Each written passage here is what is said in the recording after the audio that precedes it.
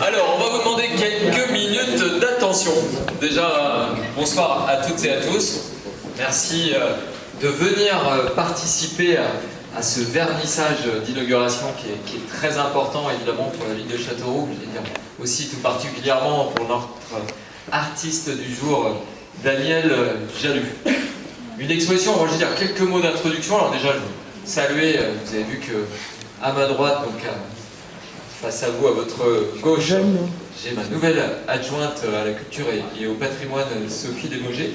Et puis on a le plaisir d'avoir dans la salle, je ne vais pas dire l'ancien, mais enfin le précédent adjoint à la culture, Jean-François, qui nous fait le plaisir d'être là, Jean-François Mémon.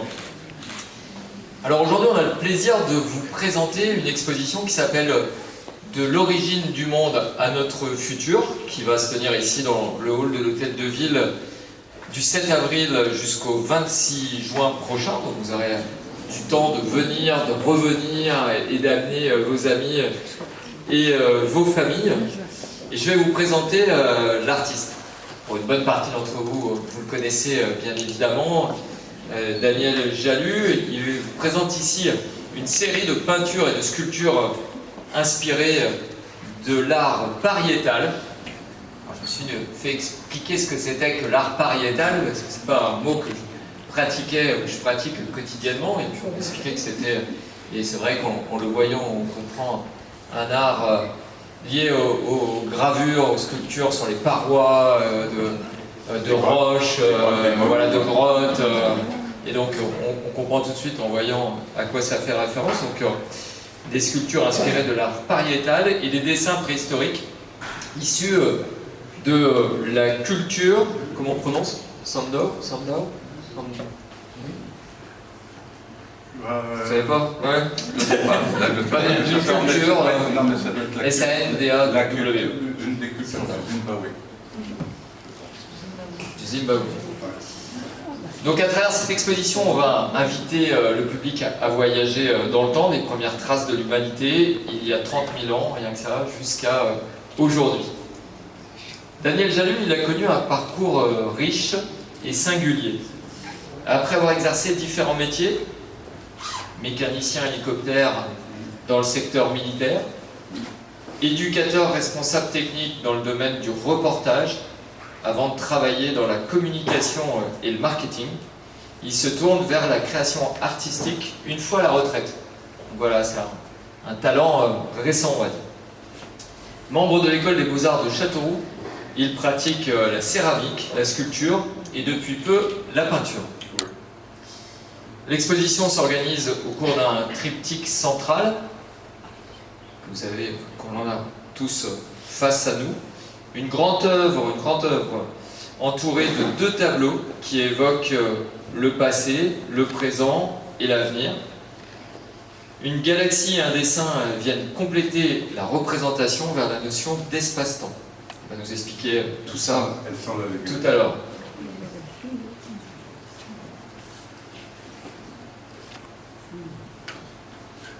Votre inspiration est née lors d'un voyage à Berlin. Oui. Où vous repérez une peinture rupestre qui vous marque profondément par son graphisme particulier. Je vous expliquerai ça aussi tout à l'heure. Inspiré par l'art moderne et le surréalisme, Daniel Jalut développe un art où les figures préhistoriques servent à raconter l'histoire de l'humanité et réinterprètent les motifs anciens. Daniel Jalut a déjà exposé son travail dans plusieurs communes de l'agglomération, Déol, Le Poinçonnet et Saint-Maur. Et la Berthenoux. Et la Berthenoux, hors agglomération. Enfin, les gens de la Berthenoux sont là. Voilà, vous avez les supporters de la Berthenoux qui sont venus ce soir. Voilà. Alors pour la Berthenoux, en reprendre un peu plein les yeux. Pour la Berthenoux, c'était une exposition un peu particulière, dans le sens où quand on est arrivé, il a fait un orage extraordinaire et coupure d'électricité. Donc on a fait l'exposition aux chandelles. Alors j'aime autant vous dire que c'était particulier, mais tout le monde en garde un excellent souvenir. Voilà. On va essayer de vous garder l'électricité jusqu'à la fin, mais c'est vrai qu'avoir des œuvres rupestres à la chandelle priori, il n'y avait rien de déconnant, parce qu'à l'époque, il n'y avait pas vraiment non plus d'électricité, mais c'est la Berthelot, ils ont toujours le sens du détail, ils ne laissent rien au hasard, et finalement, c'était pas du tout un problème. On a amené le soleil aujourd'hui plutôt étincelant. Donc voilà pour la présentation, on va dire dans les grandes lignes et très résumé du parcours de Daniel Jalut. Je vais avoir le plaisir maintenant, et vous allez pouvoir l'applaudir, de lui passer la parole pour qu'il nous en dise un peu plus.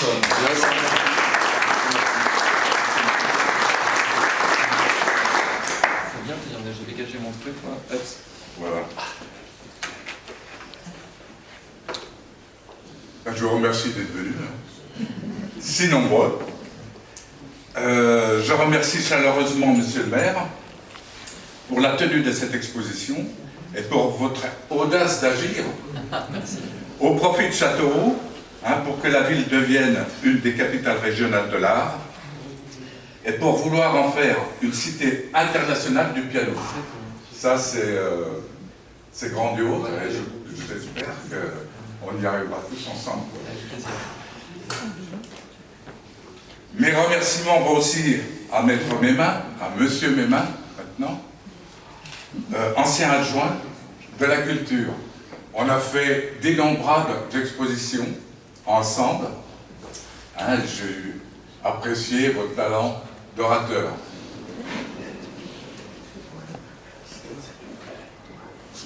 Sébastien Raon, directeur de la culture. Mes remerciements vont aussi à Nathalie Sécardin, directrice de l'école municipale des Beaux-Arts de Châteauroux Métropole.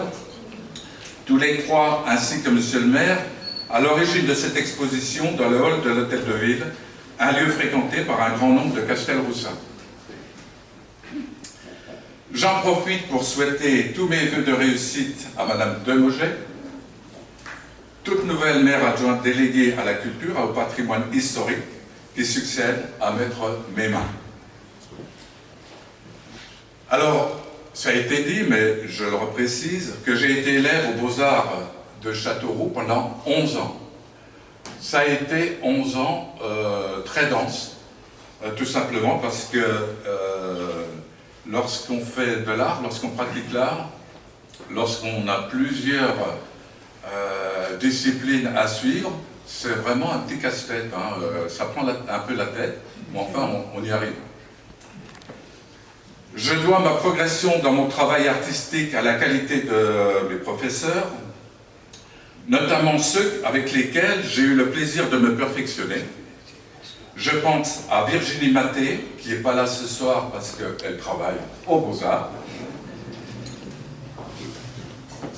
Donc Virginie Maté pour la sculpture, à Laurent Petit pour la céramique et à Gérard Laplace pour la peinture.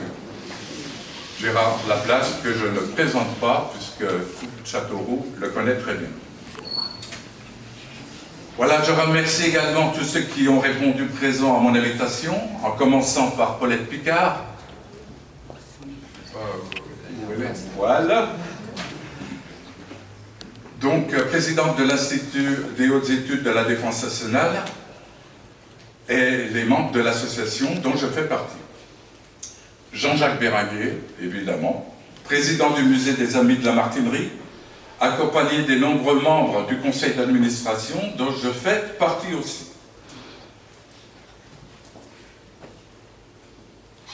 Pour tout vous dire, j'exerce la fonction d'huissier d'audience depuis 1999. Ça a été une activité qui m'a surpris par sa durée.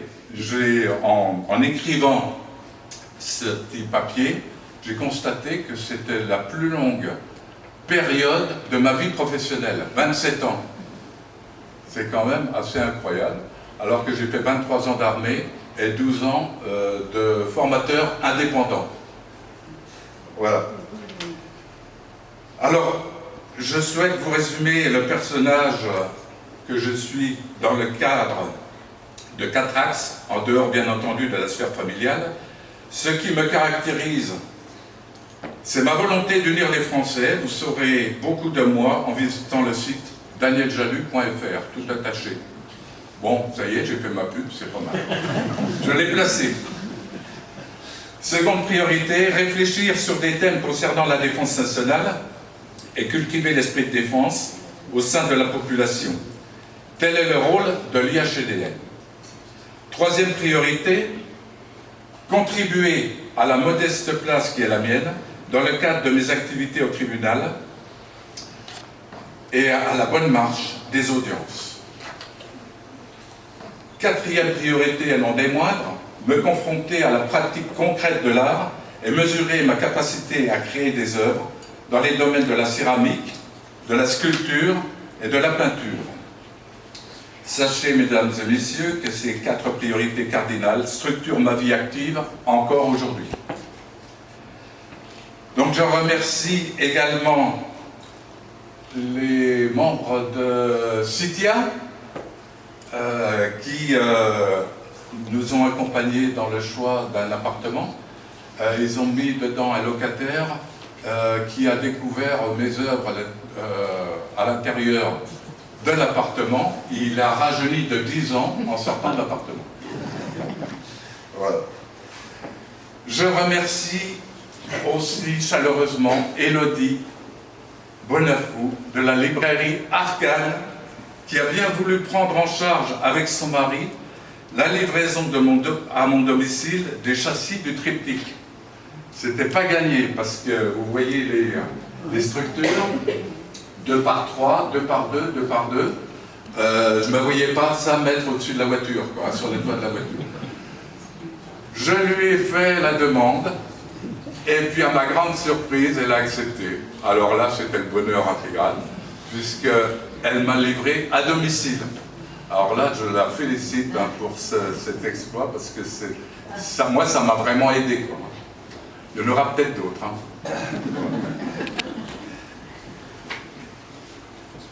Merci à ma famille et à mes amis, dont la plupart sont les heureux propriétaires des œuvres exposées.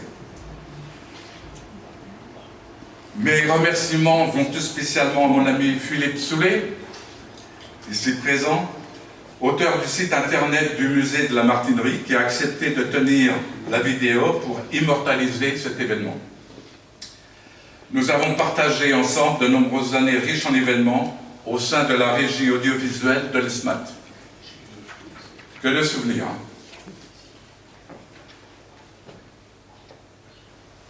Ah oui. Cette longue liste de mes remerciements résume mes engagements et mes centres d'intérêt. Et sachez que vous avez échappé, sur les conseils de mon épouse, à ma biographie professionnelle. Venons-en maintenant à cette exposition et à sa genèse.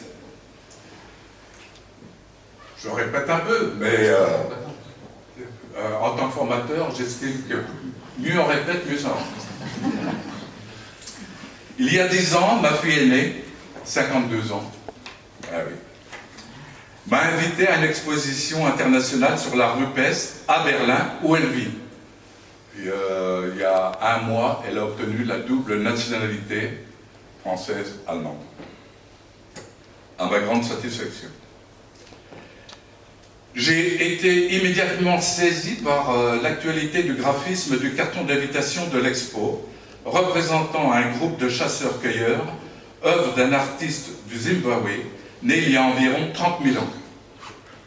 Alors pourquoi j'ai été saisi par cette œuvre? Tout simplement parce que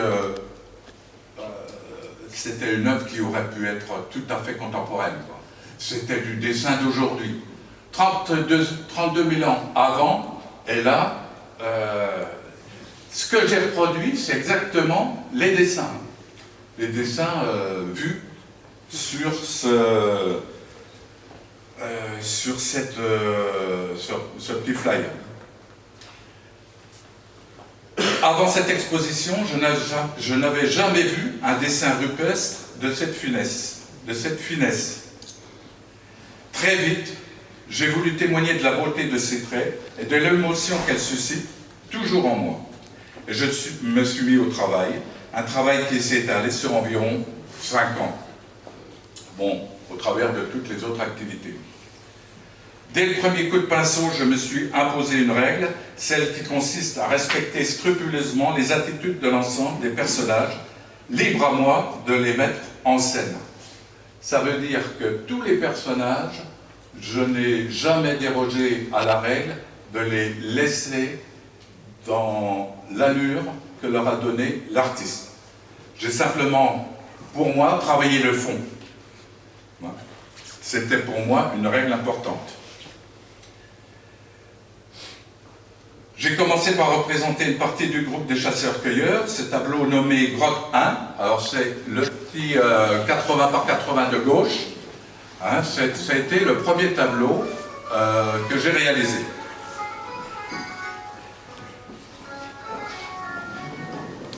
Ceux qui suivent forment une série chronologique de mon travail qui conduit au triptyque. Alors pourquoi il y a eu toute une série comme ça? Eh bien, tout simplement parce que j'ai posté le premier enfin le deuxième, celui qui est en haut. Je l'ai posté sur Facebook et j'ai reçu une pluie de c'est beau, c'est bien, c'est chouette. Donc ça m'a encouragé à continuer. Et c'est comme ça que la famille s'est aussi intéressée à mon travail et tout le monde a demandé à disposer d'un tableau. Alors on va passer maintenant au triptyque. Alors le triptyque, sa réalisation fut pour moi à la fois un défi et un accomplissement. Celui de me prouver que j'étais capable de passer à une autre dimension de 6 mètres carrés pour le plus grand. J'ai voulu symboliser l'origine possible de ce groupe humain, le cosmos. Il s'agit du tableau de gauche. Hein, donc, ces gens-là sont censés venir d'une galaxie. Le tableau central représente le groupe évoluant dans la grotte originelle. Le tableau de droite symbolise son évolution à travers le temps qui se limite ici à la ligne droite. Alors, pour en dire un peu plus, le tableau central, donc, on les situe dans la grotte en train de se déplacer, mais ça peut aussi se lire, d'ailleurs sur les autres aussi, comme une balade dans la campagne zimbabwéenne. Voilà. Et ici, donc, vous avez parlé du passé, du présent et de l'avenir. Alors l'avenir, je l'ai symbolisé tout simplement par la ligne droite. Tout simplement parce que la ligne droite, c'est peut-être la chose la plus élémentaire à faire, encore faut-il pouvoir la faire et avoir l'idée de la faire. Et j'ai été vraiment ravi de constater qu'un auteur, un prof d'art, a trouvé dans une grotte un dessin représentant un rectangle. Il en a fait un bouquin.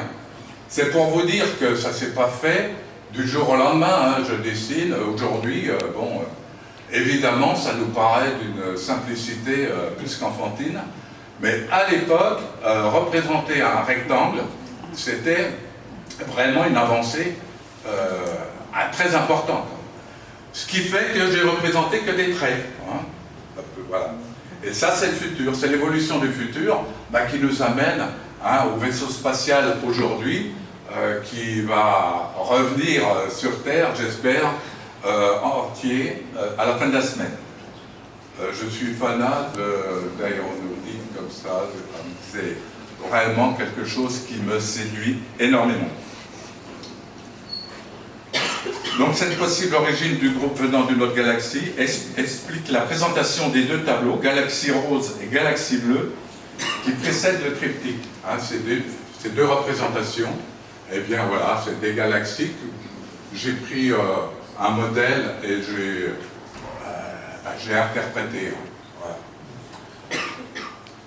Alors ne cherchez pas, mais en bas, elle est appelée la galaxie La Grenouille. Je pense qu'en regardant un peu, vous allez la trouver.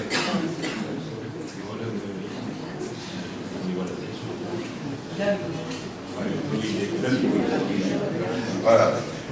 Les différentes sculptures d'inspiration africaine et le dernier tableau, Danse 1, témoignent des possibles évolutions de l'art à travers le temps. Voilà. Hein, donc là, ça représente une danse, alors évidemment c'est de l'art d'aujourd'hui, hein, bien évidemment. Mais vous voyez qu'entre le départ de l'art il y a plus de 30 000 ans, et puis aujourd'hui, finalement, on est très proche. Voilà. J'en arrive à la conclusion. Je vous remercie de votre attention en espérant avoir su vous faire partager un peu de mon admiration pour l'artiste de cette époque. C'est grâce à lui qu'on est là aujourd'hui. C'est lui qui nous a réunis. 32 000 ans avant, aujourd'hui, il doit être ravi. La magie de l'art passe par son aptitude à générer des émotions et à témoigner d'une époque, même distante, d'environ 32 000 ans. Merci à elle ou à lui pour avoir contribué à nous rassembler ici, ce soir. Je vous remercie de votre attention.